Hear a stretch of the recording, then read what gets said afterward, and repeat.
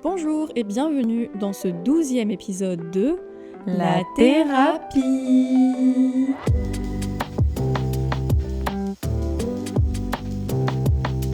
Aujourd'hui, on vous retrouve pour un nouvel épisode où on va vous parler, alors au sens large, des émotions. Ouais, en gros. Estelle a préparé un petit peu plus l'épisode, donc je vais la laisser vous présenter un petit peu de quoi on va parler aujourd'hui. Vous allez vous dire, depuis le début d'année, l'autre, elle nous sort des sujets complètement what the fuck, hein. Voilà, je vous l'accorde. En vrai, c'est pas sans le sens. Parce que, avec Léa, on parle souvent des émotions.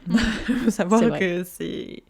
Sans dire, on n'est plus régi par nos émotions, mais on reste des personnes qui faisons énormément attention à ce qu'on ressent, nos émotions, etc. Pour le mois de février, même si c'est après la Saint-Valentin que ce podcast sort, je trouvais que c'était sympa de se pencher un peu plus dessus et de vous emmener avec nous, en quelque sorte, dans nos discussions sur nos émotions. Déjà, je me suis un petit peu amusée. Allez voir les définitions autour des émotions, parce que en vrai, ces dernières années, et je trouve ça chouette, on a eu une démocratisation de la question des émotions, contrairement à la logique, parce que souvent on va opposer la logique, la rationalité aux émotions, notamment avec des films genre Vice Versa, hein, voilà. Si vous l'avez pas vu, allez voir, c'est un dessin animé, c'est très bien, il y en a deux, ils sont très chouettes, bonne musique.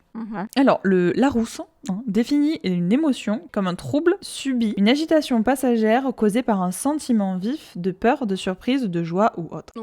Sachant que émotion vient de l'ancien français, motion, donc vraiment émotion vient du mouvement en fait. Moi sur le coup ça m'a surpris de voir que genre le verbe émotion était directement relié dans sa racine d'étymologie au mouvement. Alors faut savoir que j'ai une petite passion pour l'étymologie, genre j'aime bien, je trouve ça cool, mais j'ai trouvé ça sympa de relier ça. Et ce qui m'a fait rire aussi c'est que directement la définition du Larousse soulève un point commun qui est souvent prête à confusion, c'est qu'elle a dedans le mot sentiment et souvent on confond émotion et sentiment.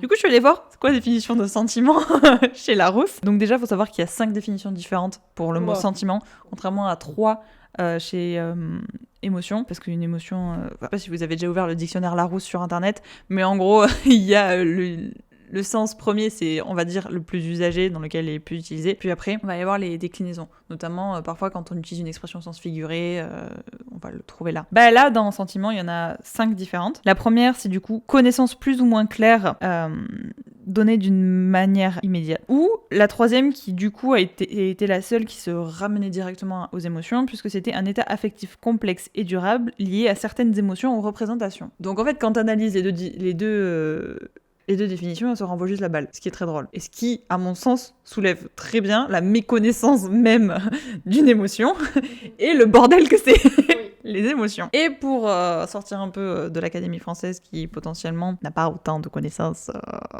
sur le domaine psychologique que les émotions, sans dire qu'on en a beaucoup. Et je suis allée voir en psychologie la définition propre d'une émotion. Donc là, ça vient vraiment de la psychologie des émotions de Jacques Lecomte. Donc une émotion est qualifiée comme une réaction de l'organisme à un événement extérieur et qui comporte des aspects physiologiques, cognitifs et comportementaux. Déjà bien plus ciblés. Ensuite, on a Paul Ekman, donc qui est considéré un peu, de ce que j'ai compris, comme le spécialiste dans les émotions, qui classe les émotions avec 6 émotions de base. Je laisse les deviner.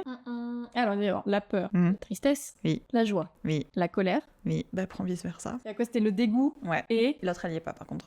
C'est la surprise. Ça m'a surpris qu'il qualifie la surprise comme une émotion, à proprement parler. Même le dégoût de base, moi, dans Vice Versa, c'est pas quelque chose que j'aurais qualifié comme une émotion. Et pourtant, c'est qualifié comme les 6 émotions de base. Et après, les autres émotions, en gros, sont qualifiées comme émotions secondaires, qui sont un mélange des émotions de base. C'est un peu comme les couleurs, t'as les couleurs primaires, en gros, et toutes les couleurs secondaires vont découler d'un mélange de couleurs primaires. Là, les émotions, faut le voir un peu dans la même catégorie. Et donc, ce qui est marrant, c'est que cette définition-là de Paul Ekman, je l'ai gardée, je l'ai pris, cette classification, parce que, en fait, c'est quelque chose qu'on retrouve aussi en médecine chinoise. Il y a aussi ces 6 émotions dominantes qui, en plus, vont être reliées à des organes particuliers. Mais ça, c'est tout un autre pan de l'étude. Mais pour résumer tout ça très vite, c'est que les émotions vont se ressentir dans certaines parties du corps. Et ça, c'est quelque chose que, par exemple, moi, je vois en écriture, quand je dois décrire un personnage qui est surpris, ou un personnage qui a peur, ou qui est en colère.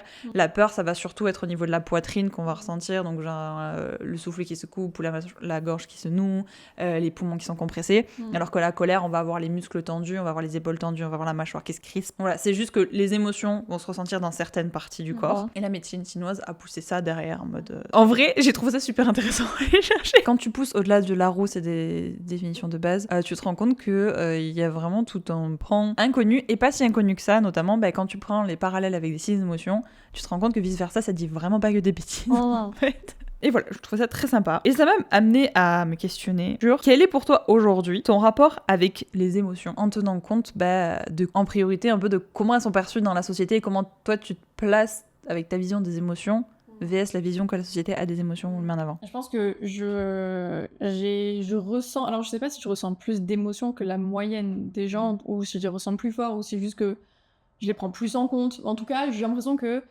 mes émotions ont une plus grande place pour moi que pour une bonne partie des gens.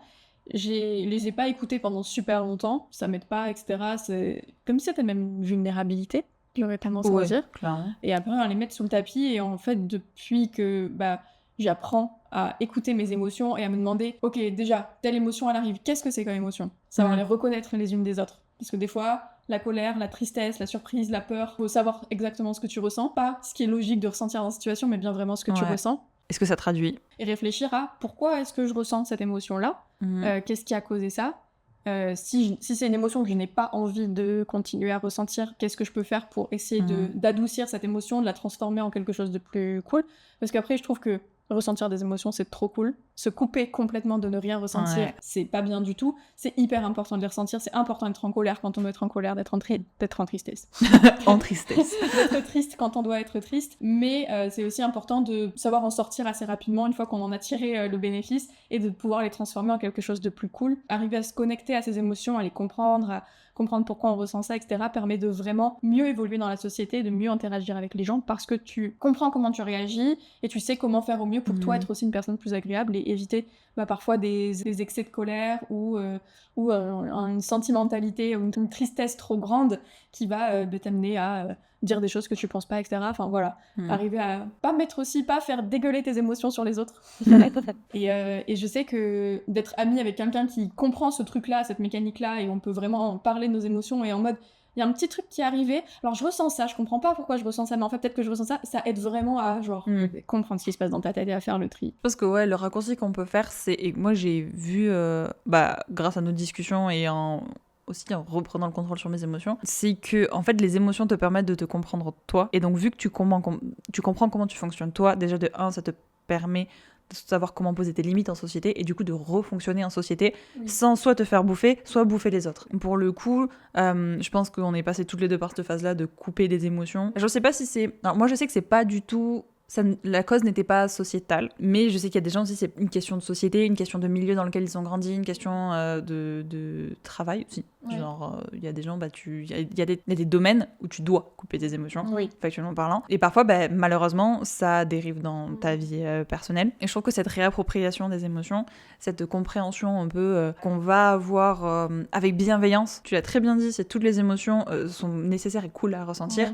Par contre, comme tu as dit, il faut pas dégueuler, c'est tout surplus, mais même un surplus d'émotions positives, un surplus de joie peut complètement être négatif. Et c'est d'ailleurs ce que souligne souvent la médecine chinoise. En gros, elle met en avant que tout surplus d'émotions est dangereux, même les émotions positives, ça aura un impact sur ton corps. Ça, on y croit, on n'y croit pas. Mais en soi, tout surplus d'émotions, tout comme tout éteindre, est dangereux. Est-ce que tu te souviens du moment où tu t'es rendu compte que tu avais éteint tes émotions? Il y a eu 2 moments dans ma vie où je me suis rendu compte de ça. Un qui est tombé, si je dis pas de bêtises, après le Covid, après l'année où on est rentré de Belgique, à peu près au nouvel an de l'année 2022. Ça allait pas fort depuis qu'on était rentré de Belgique, la vie elle était, je sais pas, déjà la Belgique c'était pas simple, et puis même les quelques mois après, j'avais du mal à trouver ma place, je venais d'emménager à Toulouse, j'étais perdue, j'avais pas forcément de copines là-bas, c'était pas le meilleur moment, et en fait je me suis rendu compte que je ne ressentais rien, et que je n'essayais plus de faire des choses pour me faire ressentir quoi que ce soit. Je sais plus exactement ce qu'a été le déclic de ça, mais je sais que ça faisait partie de mes résolutions de l'année 2022, qui était au global, en 2022, je veux tomber amoureuse, mais pas d'une personne, de la vie. Et genre, je sais que j'ai vraiment commencé à ressentir ça, où quand je marche dans la rue le matin pour aller à l'école et qu'il y a un petit brin de soleil qui fait du bien, et tu ressens vraiment, c'est cette vague de ça fait du bien. Et en fait, j'ai l'impression qu'à partir de là, mes émotions, elles ont commencé à faire genre, elles étaient comme enfermées depuis tellement de temps, puis qu'elles ont fait fou. Et j'ai commencé à du coup plus accepter d'aller au resto avec mes copines d'école, à m'ouvrir à plein de trucs, etc. Pour le coup, c'était la seule année, je pense, où je me suis mis une résolution, et qu'en plus je l'ai tenue sans même trop faire gaffe. Et au final, quand tu vois comment mon année 2022 s'est terminée, ça a été bien cool. Et le deuxième, un petit peu moins fort, qui est lié, je pense, à cette année-là, où j'ai enchaîné, on va dire, 3-4 mois de travail genre intense.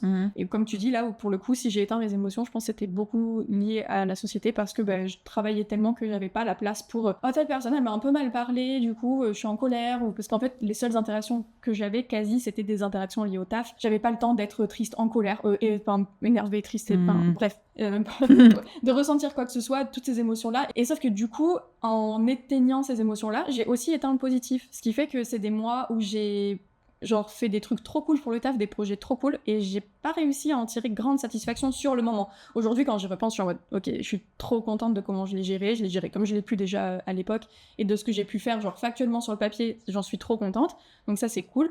Mais sur le moment, je ressentais rien. Et je me souviens qu'on a eu cette discussion, je sais plus si c'était avant le premier concert de Stray Kids, on revient toujours à ça. Voilà, si vous l'avez pas compris, voilà. Il y a un gros tournant dans notre vie. C'est ça. Ça a été le concert. Je sais pas si c'était avant le premier ou entre les... Mais où je t'ai dit, ouais, j'ai l'impression de ne plus rien ressentir, en fait que ça fait tellement de mois que j'ai tout fermé autour de moi pour le travail, que du coup j'ai fermé aussi autour de moi pour mes proches, et qu'aujourd'hui je ne sais plus comment refaire rentrer mes proches dans cette bulle là. Et tu m'as dit, oh tu devrais aller écouter Hollow, nanana. Qui aujourd'hui je pense genre my number one favorite song ever.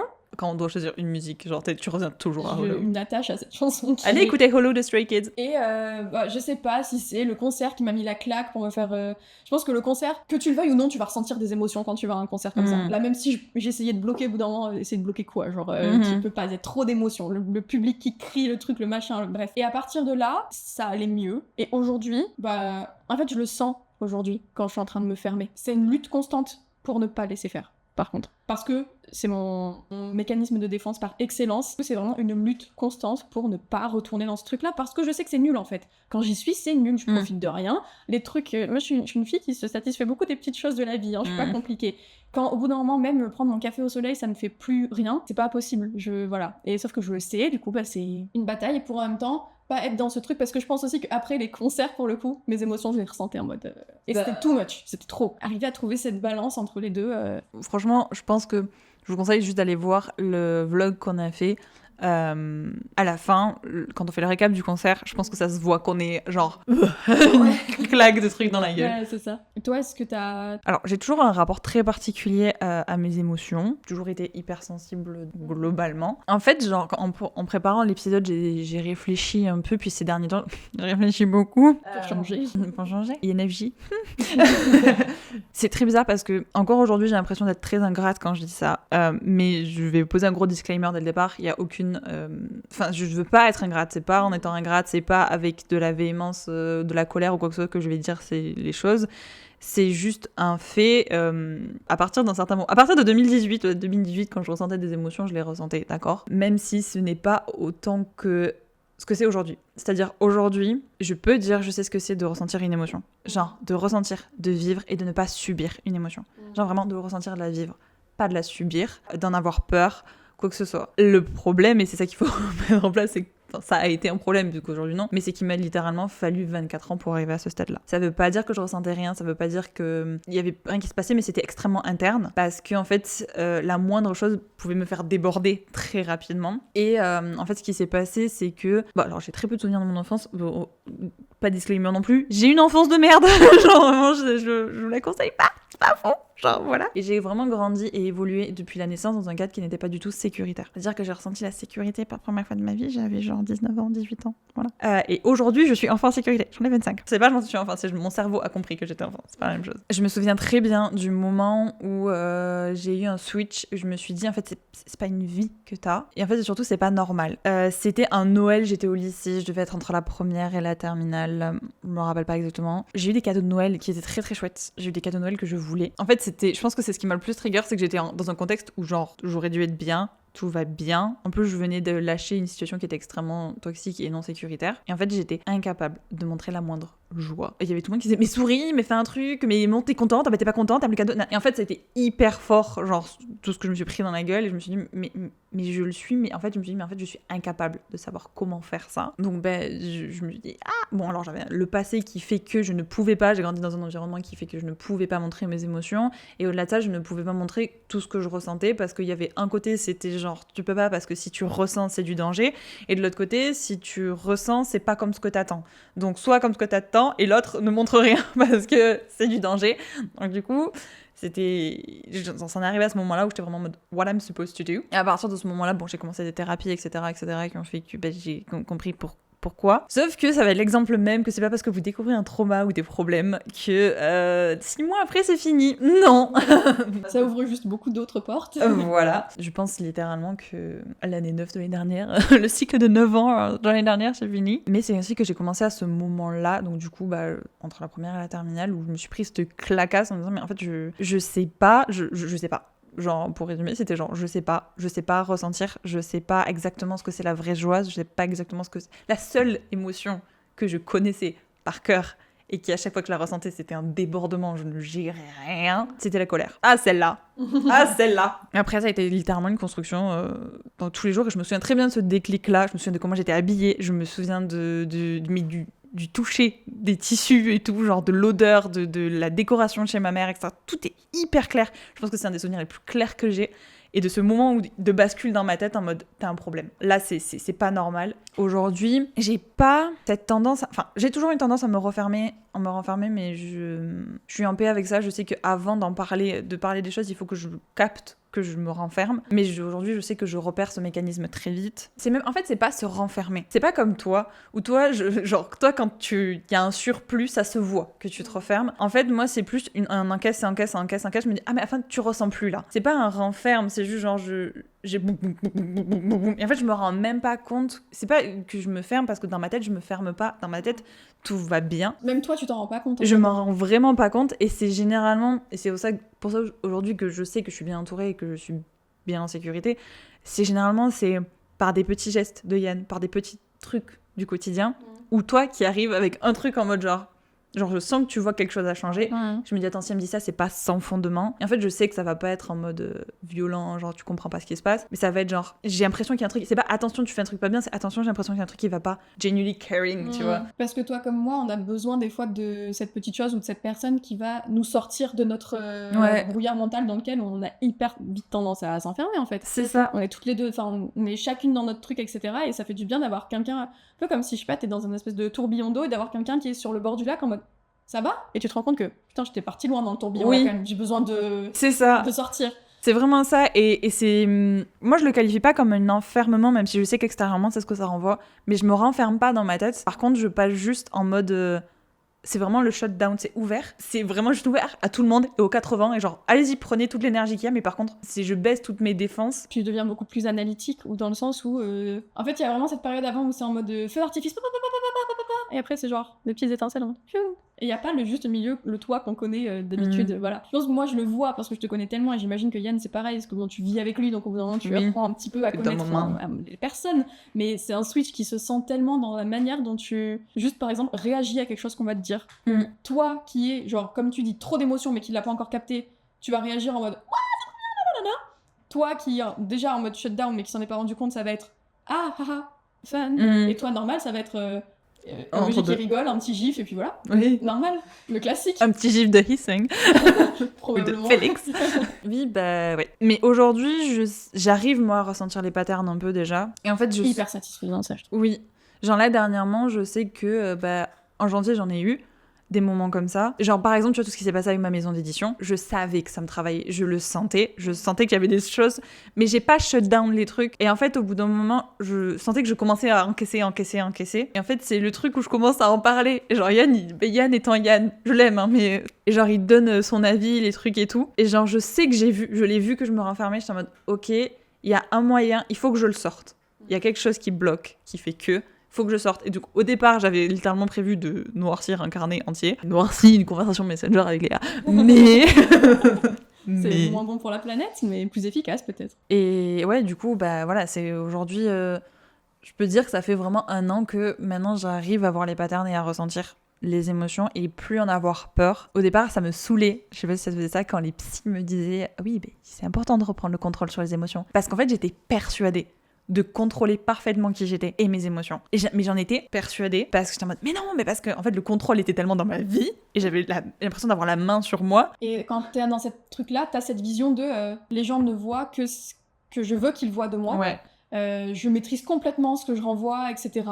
Genre mes émotions, je les contrôle parce que je contrôle ce que je renvoie exactement, etc. Et après, je te rends compte que mais pas du tout, en fait, t'étais un livre ouvert. C'est ça, que la personne en face de toi, genre... Si elle a un minimum d'attention et qu'elle te connaît un tout petit peu, elle comprend exactement comment tu es actuellement. C'est ça. Mais du coup, c'est... En fait, ça qui est hyper... je voulais y venir aussi, c'est le principe même de devoir et de essayer de contrôler quelque chose qui ne se contrôle pas. Ouais. Les émotions, pour moi, si tu devais le rendre palpable, ce serait genre de l'eau, un peu un cours d'eau, un truc comme ça. Alors oui, tu peux essayer de faire un petit barrage, tu peux essayer d'en attraper un petit peu, mais tu peux pas genre le prendre, le mettre dans une boîte. Pas... Tu vas en perdre ou tu vas, s'il pleut, la rivière elle va exploser, ton barrage il va péter. Ouais, c'est tu peux essayer de contrôler les flux pour faire en sorte que tout aille bien, mais rien n'empêche que vraiment un jour il y a une vague qui va venir et qui va tout casser en fait. Et c'est tellement dur, surtout pour nous qui sommes des personnes qui aimons tout contrôler, d'accepter que la meilleure manière de contrôler ses émotions, de pas les contrôler à 100%. Ouais, le plus gros truc à illustrer, ça vient moi dans ma tête qui a été clair et ça vient de la conversation qu'on a eue sur la maison d'édition. C'est avant j'étais vraiment, et j'avais posé parce que j'avais besoin un cadre de sécurité, j'étais en mode ok, la maison d'édition, genre je travaille à la maison d'édition pour mon urban fantasy et je fais de l'auto-édition pour ma romance. Sauf que là j'en suis arrivée à un point où en fait il y avait juste un roman que j'ai écrit de romance et j'étais en mode non mais lui j'ai vraiment envie qu'il aille en maison d'édition et tout. Mais dans ma tête j'étais en mode non parce que t'as dit que nanana, j'avais posé mon petit barrage là, mon petit truc. Et genre Léa elle arrive avec son oui c'est beau c'est joli mais c'est pas un artist mind. J'étais en mode ta gueule. Genre voilà. Ah ça j'ai adoré. Quand j'y ai pensé j'étais en mode ah vraiment marrant. J'aurais pu l'écrire avec une plume et de l'encre. Oui. Je l'aurais fait. Et vraiment, pour moi, c'est la preuve même de... Il y a des fois, tu vas te mettre des barrages pour essayer de contrôler. Et c'est joli l'image de l'eau, je trouve, que t'as dit, parce que t'as le temps cours d'eau, et pour essayer, à un moment donné, de comprendre un peu comment tu fonctionnes, tu vas mettre un petit barrage pour pas t'occuper de cette partie-là à irriguer, en gros. Mais à un moment donné, la nature va forcément prendre le dessus, il va falloir que tu fasses tomber le barrage et que tu comprennes que même sans le barrage, tu peux gérer, en fait. Et bah, du coup, ça a vraiment été ça. Oui, il y a des fois, vous allez vous mettre des barrières, mais des barrières partout aux émotions, ça vous rend juste un robot. Et être persuadé de contrôler vos émotions, c'est à mon sens le plus gros mensonge qui existe au monde, parce que justement, tu es en place sur toi quand tu acceptes que tes émotions, elles sont fluides, et donc elles bougent, et donc t'acceptes de les faire passer sans t'en laisser déborder non plus, et sans tout tarir aussi. Ce que tu contrôles, c'est ce que t'en fais. Voilà. Et encore, mais quand t'en arrives à la bonne balance, c'est t'es un peu le spectateur sur le côté, tu regardes ton petit cours d'eau et t'es en mode ok, il se passe ça, je sais comment réagir, je sais comment. C'est-à-dire que là, je vais mettre un petit barrage parce que ça, il faut que ça se limite. Par contre, là, je vais envoyer un peu plus parce qu'il faut. Et arriver à refaire toi-même, en fait, ton... C'est ça. Le contrôle, c'est pas tout bloquer, en fait. Non.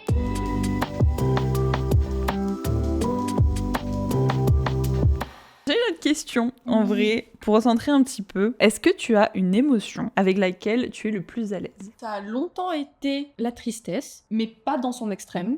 C'est genre, je pense que comme tu disais tout à l'heure avec couleur primaire, couleur secondaire, est-ce que la mélancolie, on classe ça comme une émotion ? J'ai envie de dire oui. Et c'est un petit peu en dérivé de la tristesse. Un ressenti, un sentiment, c'est le... Voilà. Si on a décidé que c'en était une, alors ça en sera une dans cet épisode. Mais c'est vraiment c'est un peu mon émotion de confort parce que c'est une émotion qui est calme pour moi. Et quand j'ai besoin de calme, c'est un peu l'émotion sur laquelle je vais. Alors, je vais pas regarder des vidéos de militaires qui retrouvent leur chien après de partir en vacances. Pas dans cet extrême-là, mais lire des livres qui ont des sujets un petit peu tristounes ou regarder des séries ou des films qui ont des sujets un peu tristounes, pas forcément la good vibe de fou, parce que c'est quelque chose qui me calme. Et encore aujourd'hui, j'avoue que quand je ressors par exemple d'une semaine où j'ai eu vraiment plein d'émotions, etc., c'est cette émotion-là qui me permet de ok, remettre un peu les pendules à l'heure, mais jamais trop dans l'extrême. Après, est-ce que j'ai vraiment senti déjà de la tristesse extrême ? Je pense que je me le suis jamais laissé ressentir parce que je l'ai toujours caché par la colère, la déception, le dégoût, tout ça, qui ont pris le dessus très peu de fois dans ma vie sur la tristesse. Aujourd'hui, t'as réussi à... genre, la tristesse à en tourner pour quelque chose, un refuge confort tranquille, sans en déborder en mode ouais c'est ça, c'est pas la tristesse, c'est de la nostalgie ou la mélancolie. T'arrives plus à t'y réfugier en mode ok c'est un truc de calme etc. Comparé à avant tu serais peut-être genre vraiment tombé dedans à fond et renfermé à fond et noyé et tout et donc du coup bah c'est galère à ressortir derrière. En gros c'est ce que j'ai fait de mes années collège jusqu'à 2022 quoi. Et je tombais trop dedans, c'est-à-dire que non oui c'est bien de regarder un petit film triste pour te calmer mais faut pas regarder que ça. Il faut accepter de voir la beauté des choses et moi j'ai toujours trouvé que la tristesse c'était beau, j'ai toujours trouvé beaucoup de beauté dans la tristesse, mais il y a de la beauté dans plein d'autres choses et il faut apprendre à la voir parce que c'est pas parce que quelque chose est beau qu'il faut se contenter que de ça. Et je suis hyper contente de vraiment arriver à trouver de la beauté dans ça, mais il faut vraiment trouver d'autres choses aussi, c'est hyper important. Et après c'est juste ça m'a aidé à construire une balance pour le coup. C'est dangereux de faire toutes les choses pour le beau. Lisez The Secret History, vous allez comprendre ce que je veux dire. Toi, tu disais tout à l'heure, c'est la colère, du coup... C'est pas... Ouais, la colère, c'est chelou à dire, c'est l'émotion avec laquelle je suis le plus à l'aise. J'ai envie de dire, j'ai l'impression que la colère, c'est l'émotion que je canalise le mieux. Et ce qui est très drôle, c'est que pendant des années, mais quand je dis des années, c'est même jusqu'à ce que on soit potes et tout, hein, donc ça reste assez... Bon, non, c'est plus très récent, non. On commence à vieillir un petit peu. Un petit peu. Bon, on rentre dans notre 7e année. Oui, pendant des années, je ne me considérais pas comme quelqu'un d'impulsif. J'essaie de rester sérieuse. Ah non, mais tu peux carrément rire. Parce que le jour où j'ai compris que c'était pas parce que t'étais impulsif que tu ne pouvais pas être réfléchi, j'ai compris mon mode de fonctionnement en soi, j'ai réalisé que si j'étais impulsive et colérique. Alors, je me suis toujours dit, oui, je suis colérique, mais je suis pas impulsive. J'aurais plutôt dit l'inverse. Je suis impulsive, mais pas colérique. Oui, maintenant, je suis moins colérique. Parce que moi, je t'ai jamais connue colérique. Mais je sais que j'ai fait des crises de colère, mais à la limite de l'hystérie. Et genre, vraiment, c'était violent parce qu'en fait, c'était la seule émotion. Et c'est pour ça que je pense que aujourd'hui, je suis le plus à l'aise parce que je pense que j'en ai exploité absolument tous les extrêmes dans ma personnalité. C'est ce qui fait qu'aujourd'hui, si je tombe dedans, je sais facilement m'en sortir, je sais facilement gérer avec le truc, je sais facilement recalmer et reprendre et tout. Parce que c'est, je pense, la seule émotion que je me suis autorisée à extérioriser pendant des années. Oui, comme moi avec la tristesse. Ouais. Oui, j'ai fait des grosses crises d'hystérie, mais de colère, mais à péter des plombs, genre, mais vraiment. Et en fait, ça me permettait d'évacuer. D'évacuer à fond. Et aujourd'hui, je me souviens qu'on a eu cette discussion en 2024, après Taylor Swift. Genre, pour moi, la colère, quand j'ai mal, quand je perds quelque chose ou quoi que ce soit, je sais que c'est la première émotion par laquelle je vais passer. Ça, c'est quelque chose que je refous à chaque fois dans mes romans. Et la colère est plus facile à gérer pour moi que la tristesse. Et en fait, généralement, quand je suis en colère, avant, c'était qu'en fait, j'étais triste. Et aujourd'hui, je sais que je peux être triste et en colère. Et souvent, d'ailleurs, j'étais à colère, et après, je retombais dans une espèce de bulle de tristesse qui fait qu'en fait, je suis restée extrêmement triste très longtemps et qui fait que, pour moi, la joie, c'est une émotion extrêmement nouvelle, en fait. Genre, je pense que j'ai vraiment ressenti... Le fait de ressentir la joie, c'est extrêmement récent. De manière consciente. De manière consciente, mais ouais, c'est ça, genre, et vrai, genre vraiment, de la ressentir vraiment. Du coup, je pense que je voulais tellement pas être colérique que j'étais en mode... Enfin, parce que j'ai été colérique, que j'étais en mode non, je suis pas impulsive, je suis hyper réfléchie comme personne en fait. La colère, c'est l'émotion que je comprends le plus aujourd'hui, que j'arrive le plus à gérer et en fait à me laisser ressentir parce que c'est ça en fait, pour le coup, j'ai passé à peu près toutes les extrémités des émotions sauf la joie. J'ai été extrêmement en colère et extrêmement et très très peu. J'ai été extrêmement triste et très très peu et j'ai ressenti énormément de dégoût. La peur, je pense que j'ai tellement vécu dedans que c'était une seconde peau et tout. Mais ouais, la colère, c'est celle aujourd'hui, si j'y tombe dedans, je sais qu'en fait je vais en sortir, que je gère ça tranquille. Comme tu disais avec le cours d'eau quoi. Aujourd'hui, avant c'était genre, forcément c'était un tsunami qui dévastait. Aujourd'hui c'est en mode, non, c'est plusieurs petits séismes qui vous arrivent dans la gueule. Et c'est genre vraiment... Et tu as appris à le gérer sur toi. Est-ce que tu penses que du coup, tu as aussi appris à voir genre quelqu'un en face de toi qui ressent de la colère, qui est énervé contre toi, par exemple, ou genre une dispute ou quelque chose comme ça, à mieux comprendre comment la personne pense, à mieux gérer la colère des autres? Ou au contraire, c'est quelque chose que vu que toi, tu sais l'impact que ça peut avoir, ça te fait peur chez les autres, enfin, ton rapport avec la colère chez les autres? Ça vient juste du fait, quand quelqu'un ressent une émotion, même s'il essaie de la cacher, généralement, je le capte très vite. Oui. Genre, c'est vraiment... No, you're not. Si quelqu'un est en colère, mais il va me dire non, je suis triste ou déçu ou quoi que ce soit, je vais quand même vite le voir. Ce que je vais pas arriver à gérer, c'est mon rôle dans le truc. C'est-à-dire que souvent, je vais prendre la colère des autres pour moi en premier lieu. Mais si la personne en face, elle me dit green flag, ce n'est pas contre toi. Ah, tu vas penser que la colère de la personne est dirigée contre toi? Si elle exprime rien, par exemple, parce que ça se passe souvent avec Yann, c'est quelqu'un qui intériorise beaucoup, et en fait, je vais ressentir qu'il est en colère parce qu'il a des changements dans son comportement, etc. Parce que si en fait je suis pas au courant de comment ça se passe à son travail ou qu'il a eu une discussion avec son pote qui est pas bien passée, etc. Mon premier réflexe, mais comme tout le monde, va être de me dire attends, c'est envers moi. En revanche, une fois que j'identifie que c'est pas envers moi ou que c'est envers moi, les deux, en fait j'ai juste besoin de savoir exactement où me positionner dans le truc. Avant la colère, j'y répondais par la colère. Et c'est toujours mon premier réflexe si je sais pas où j'en suis. En fait, c'est tant que je sais pas exactement où je dois me situer. Et après, genre, je suis capable de rediriger en mode ok, ça fait plus genre impact direct. Ça fait genre, je suis assez fière de ça, mais j'ai une très grande capacité de remise en question. Donc je vais être très impulsive. Oui, donc tu vas me sortir un truc qui va me saouler parce que genre ça touche une corde sensible. Je vais être en mode bitch face, genre first. Et après, je vais être là. Mais vraiment, quand je dis après, c'est genre 5-10 minutes après. Je vais être là. Ok, pourquoi j'ai réagi comme ça ? Qu'est-ce que ça a touché ? Je sais que la personne est responsable parce qu'elle a pas à le dire de cette façon-là, parce que ceci, cela, elle a son background. Ça m'appartient pas. Par contre, moi, qu'est-ce que ça a touché ? Et du coup, généralement, aujourd'hui, j'arrive à expliquer à la personne en face, ok, moi, ça fait ça. Et en fait, quand tu expliques ça à une personne, si elle est bien intentionnée, elle ne te retourne pas tes explications dans la gueule. Elle est en mode, je sais pas quoi faire parce que je suis pas capable de faire ça. Et je me calme très vite. Et c'est pour ça qu'aujourd'hui, je me dis impulsive mais pas colérique. C'est-à-dire que j'ai très des accès vifs de colère et je sais les gérer, ceux des autres, où je vais vite répondre. Mais après, je sais vite rediriger les miens et rediriger les autres. Très facile pour moi d'identifier, et ça pour le coup, je pense que c'est vraiment dans ma personnalité aussi. Une fois que j'ai identifié ou j'ai une idée de où la colère de la personne se dirige, si elle est envers moi, là vraiment je vais m'en mettre en question en mode genre qu'est-ce que j'ai fait, vas-y on discute, etc. Et du coup je vais vite calmer le jeu. Si c'est ailleurs, je vais essayer au max de ce que la personne veut, de l'aider pour comprendre genre elle est où la colère, etc., tu vois. Je pense arriver plutôt bien à gérer quand quelqu'un est en colère en face, à le laisser être en colère parce que genre c'est normal. Non, aujourd'hui je sais canaliser ma colère et du coup je pense arriver à bien rediriger celle des autres et ne plus la prendre en moi. Genre une fois que j'ai vraiment identifié ma part, c'est bon. Je pars du principe que quand quelqu'un vient te voir et qu'il y a une émotion, avec une émotion, s'il t'attaque direct, c'est qu'il ne sait absolument pas gérer ses émotions. Donc t'es en mode ok, d'accord. Sinon, je pense que c'est toujours valide que une personne ressente ses émotions. Donc que ce soit envers toi, dirigé justement ou pas. Voilà, après, si la personne, elle reste en mode non mais c'est ta faute. Alors que genre littéralement, elle refuse de se remettre en question, etc. Va chier. Oui, c'est un peu toute la particularité pour nouer, des amitiés, relations profondes, on a besoin d'avoir quelqu'un en face qui peut-être même pas forcément comprend notre manière de penser, mais l'accepte. C'est ça. Et accepte que dans notre tête, c'est le bordel et c'est compliqué. Il y a un truc que quelqu'un, je vais dire, de normal, entre guillemets, mais qui va pas aussi loin dans les émotions que nous, va process en mode oui, voilà, ça me fait ci, ça. Nous, ça va être vraiment un montagne russe. Et faut se dire que si vous voyez notre montagne russe, c'est qu'on vous fait suffisamment confiance pour vous la montrer dans l'entièreté. Oh, ouais. Parce que, on disait tout à l'heure, ça se voit à des kilomètres, etc. Nous, on le voit, parce que nous, on se connaît. Mais on peut quand même bien cacher tous les tenants et aboutissants qui font qu'à la fin, on a une émotion. Si vous êtes au courant de notre cheminement de pensée, c'est bien, c'est bon signe. Oui, en fait, c'est si vous êtes là quand on ressent directement l'émotion. Si genre, il y a un échange à ce moment-là, quand l'émotion elle est la plus pure, genre parce qu'elle est là avant qu'on ait le temps de process, avant qu'on ait le temps de se dire est-ce que la personne elle est comme ça, c'est envers moi, est-ce que moi j'ai fait que ça. Si vous êtes là dès que l'émotion explose et genre et il y a le à l'aide collé sur notre gueule, c'est que vous êtes très proche. Parce que si je suis en face de quelqu'un avec qui je ne me sens pas de le montrer, je me ferme. Moi, ça sera très clair, mais du coup, ça sera dans le impact, genre, ok, ça se voit que tu me casses les couilles.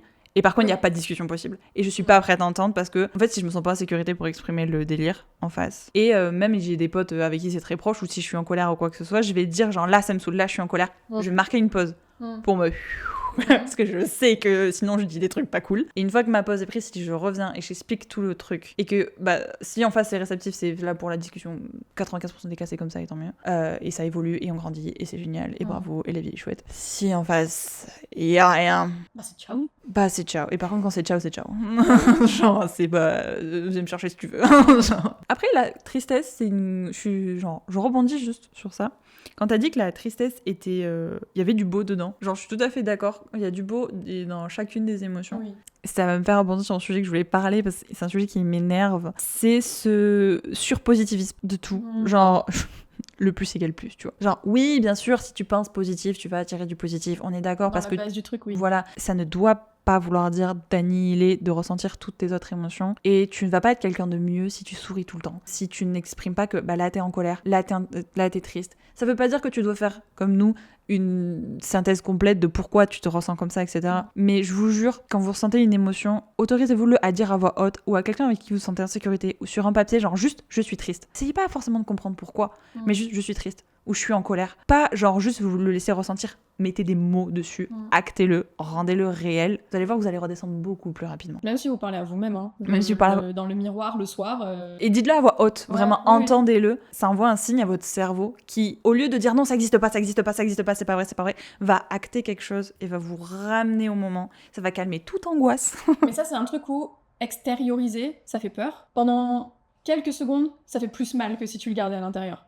Oui, parce que ça veut dire que tu te rends vulnérable. Voilà, c'est ça. Parce que tu le admets. dises à ton miroir ou à ton partenaire ou à un chien dans la rue, hein, ou même un papier. Extérioriser quelque chose, c'est le rendre réel. Rendre réel quelque chose, c'est lui donner du pouvoir. Donc forcément, ça fait peur. Mais vraiment, réfléchissez, quelque chose que vous avez gardé en vous depuis super longtemps, quel bien est-ce que ça vous a fait au final ? Oui. Rien.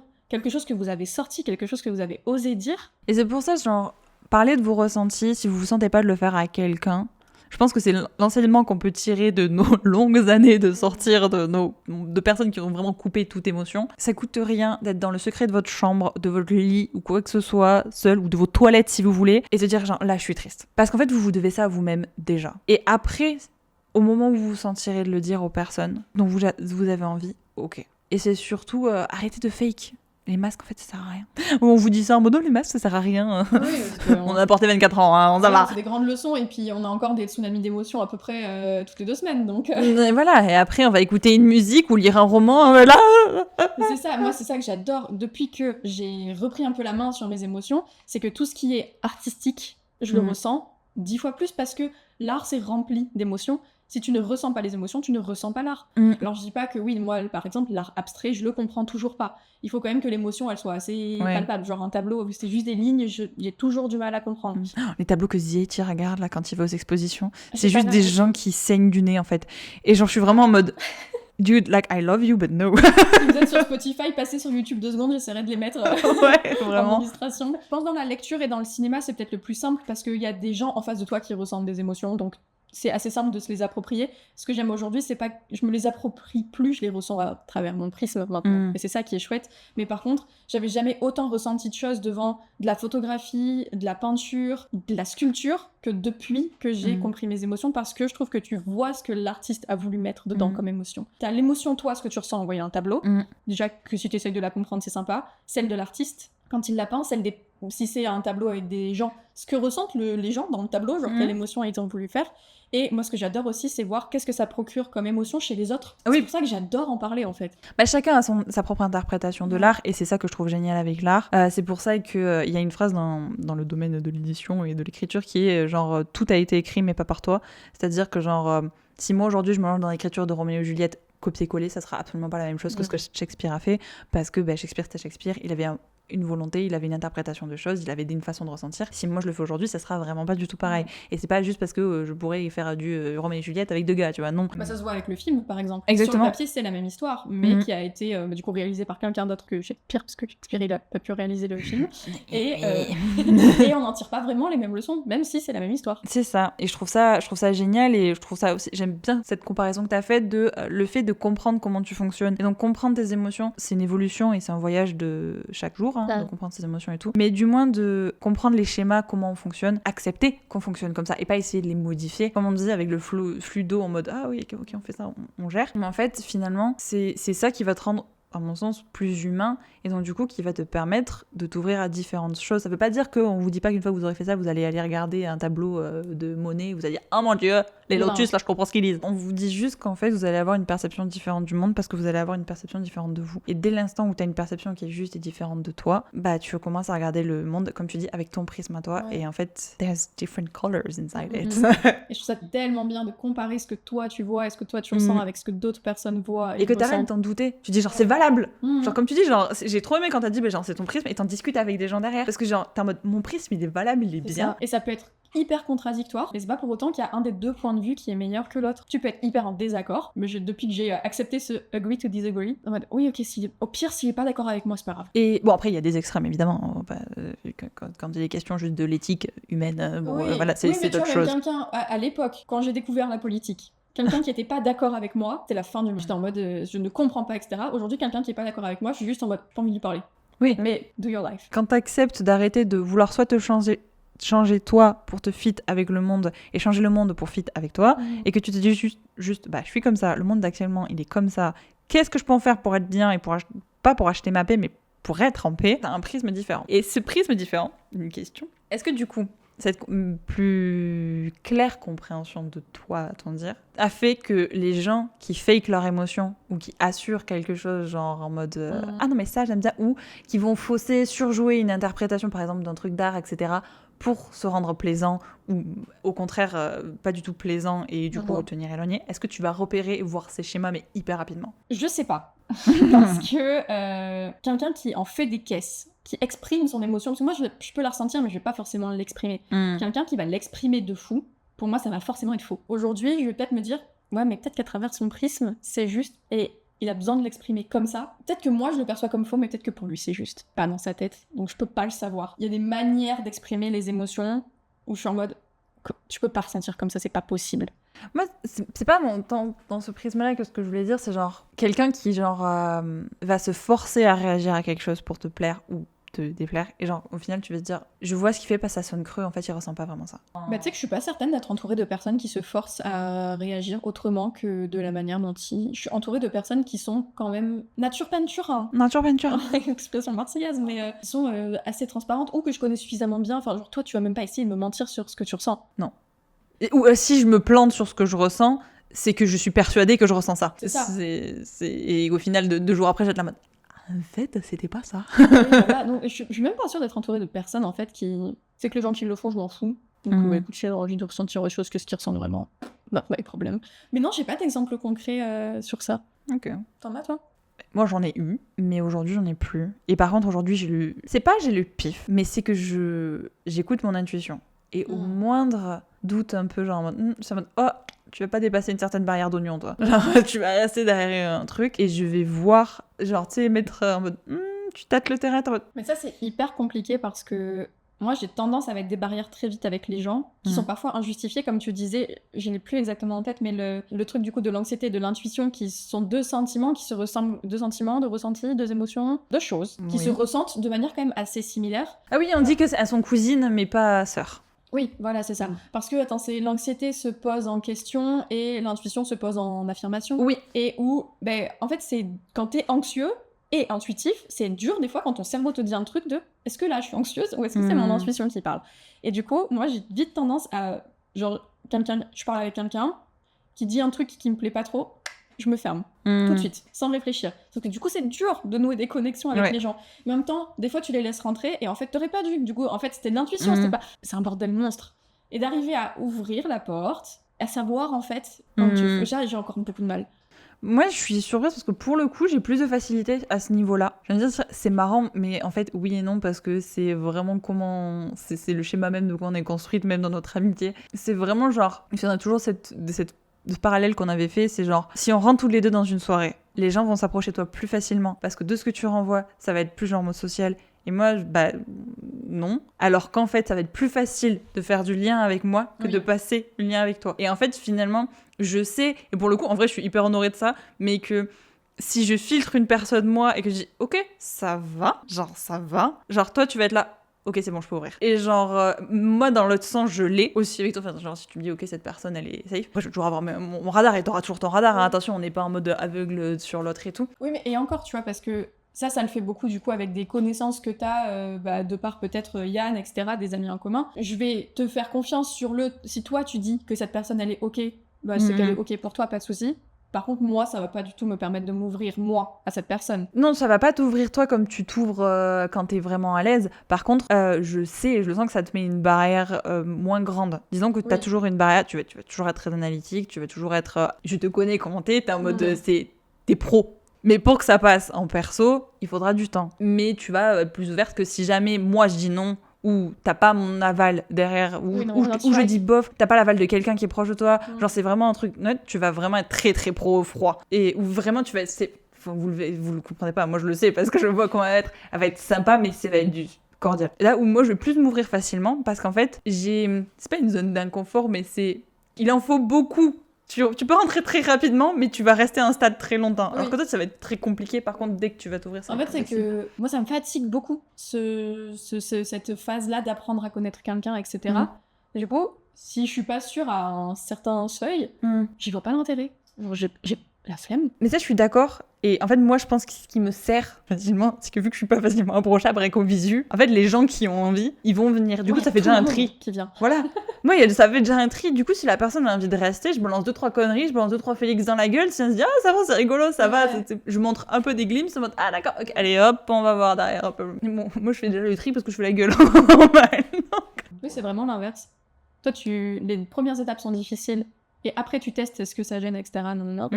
Moi, les premières étapes sont faciles. Et c'est là que je teste si ça marche ou pas. Et après, c'est compliqué. Mais en fait, après, les gens pas observateurs, vont vite croire qu'il y a un lien qui s'est créé et qui est facile. Mais ça, c'est pareil pour nous deux. Mais c'est juste de façon différente. Et alors qu'en fait, non. Genre, oui, il y a un lien, mais enfin, genre...